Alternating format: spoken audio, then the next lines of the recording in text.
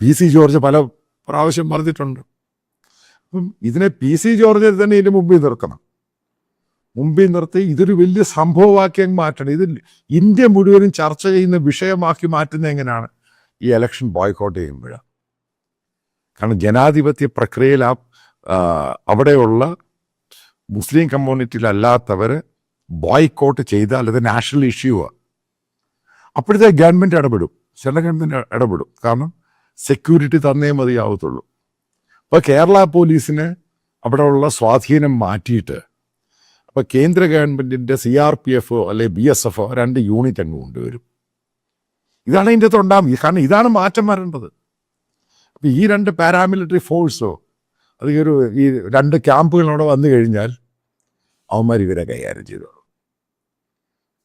അതാണ് ഈരാറ്റുപേട്ടക്കാരെ നിങ്ങൾ മനസ്സിലാക്കുക. ഇന്ത്യ ഗവൺമെൻറ് എന്ന് പറയുന്നത് ഇന്ത്യ എന്ന് പറഞ്ഞ മഹാരാജ്യം ബനാന റിപ്പബ്ലിക് അല്ല. അവിടെ 2 യൂണിറ്റ് ഇട്ടാൽ മതി, നിന്റെ ആസനം പറഞ്ഞു പോകും. അവന്മാർക്ക് ഹിന്ദി അറിയാവുന്നവർക്ക് എന്തു കോപ്പായത്.